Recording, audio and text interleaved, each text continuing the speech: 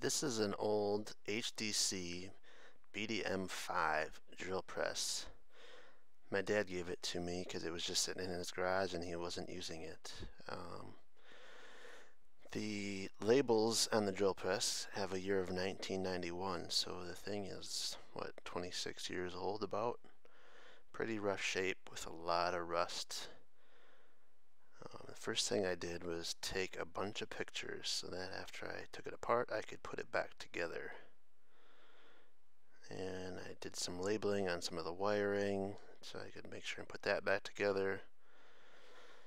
Basically just took everything apart. I slowed this part of the teardown down so that I could show this gear puller. I had never even heard of such a thing, but the pulley system on top there is on a tapered shaft, which you can definitely not pull off with your hands or with any set of tools you may have around the house. So you can rent these from AutoZone, basically on a loaner system, and take it back whenever you want for a full refund. Other than that gear puller, there wasn't too much complicated about tearing this thing down. When I pulled out more of those wires, I made sure to label them, took everything apart, and then after that I started scraping off the rust with a razor blade. Worked pretty well, actually. You can see it transform pretty quickly. Then after that I took a wire brush on the drill, and you can see even there it even looks a lot better. Then from there everything went into a bath of just vinegar and water. I used about 3 gallons of white vinegar and 4 or 5 gallons of water, I think, and let it soak for a day. Then I would take it out of the water, dry everything off, and scrub it really good with Scotch-Brite pads. Then in this other tub on the right side of the video here is a bath of baking soda and water, which neutralizes the acidity from the vinegar. So after, you only have to put in there about 10 minutes. Take it out of there, dry everything down really good again, and then you take still wool to it, and at that point it looked pretty good compared to the old rust bucket that it was. That soak in the vinegar works really, really well. And it's much cheaper than buying some fancy rust product.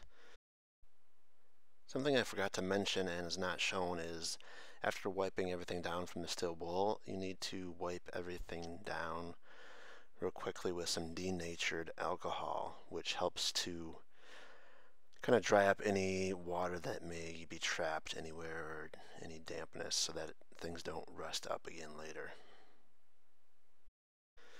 Then I polished up a lot of the metal. This polisher worked like shit, so I got some other polishers that weren't so loose on the end. They were more like solid. I used 2 different polishing compounds, like the brown and the green. Then from there I did a masking job so that I could put some rust inhibitor spray on all of the parts that would stay bare metal, which isn't a whole lot. Basically the column and the table and then some of the stand at the bottom. Then after that I removed that tape and I started masking all of the pieces off. I masked off all those metal parts so that I could spray paint everything, which took some time, definitely. So I did, I don't know, 2 or 3 coats of like a rust converting primer because some of the painted parts still had rust. I didn't do a lot to those parts, but I primed everything, 2 or 3 coats like I said. And then I think I have some more footage coming up here in a second. Yep, you can see here I'm painting the black. Over on the right you can already see some of the aluminum metallic spray paint that's on the cover. Spraying the motor black.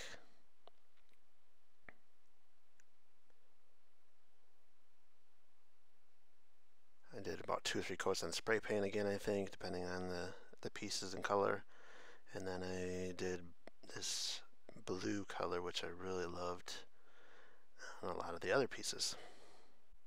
I also gave 2 to 3 coats of clear coat to everything. Well, I think I let it dry overnight for the most part. Removing all the masking was maybe one of the funnest parts because you get to see some of the different metal and stickers pop out, especially when the stickers came out. It looks really cool. After that, I started assembling, starting from the ground up, and I had to refer to the pictures quite often on several things to remember how things went back together. When I was putting the motor back together, I wired everything up to the switches and the light first so that I could test that it all worked. I may have a part where I slow that down here coming up. Yeah, and there we go. I turn on the switch and the motor, which I don't know if you can see it spinning or not. Probably not. But everything worked first try, so labeling all the wires really helped. Then I put the motor on, started a final assembling of everything onto the stand and the base.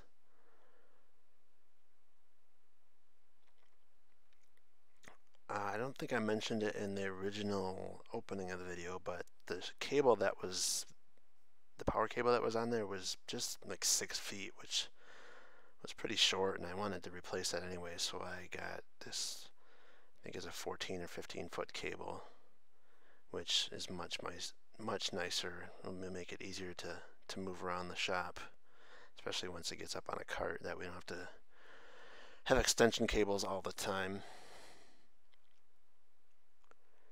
Everything went together pretty smoothly. I took my time on the wiring just to make sure I'd get it right and not blow anything up in the motor when I went to test that out. But once I got it all wired up in the machine, I again tested it there before continuing to put other things on, like the cover and the switch plate and everything like that.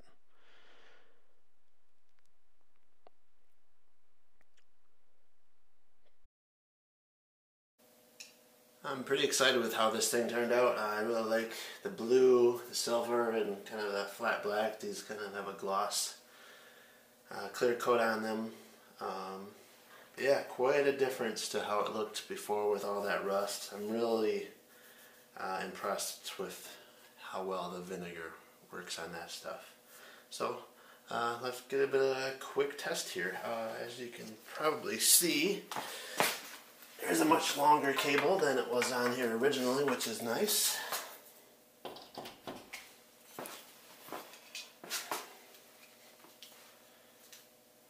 I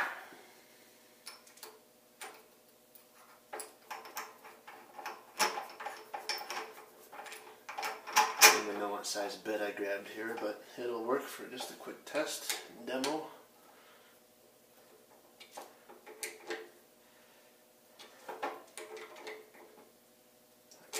The pulleys set real great right here for wood right now, but this will be just fine.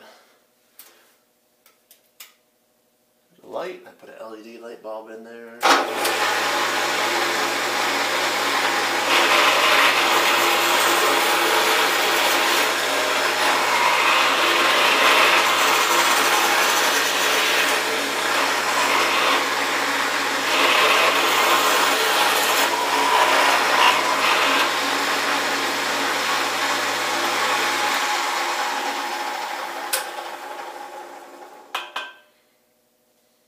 Couple of little holes, works nice and smooth.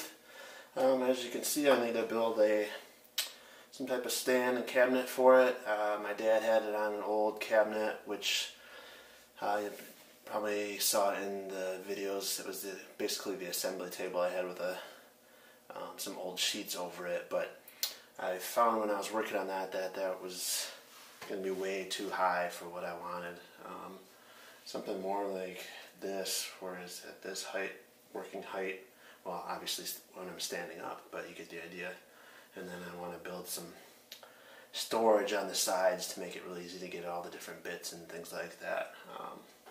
So that'll be a project after I get more things down here in the shop area and build a table for other stuff first. So yeah, this was really fun. Neat to see it transform from the old thing. So thanks for watching.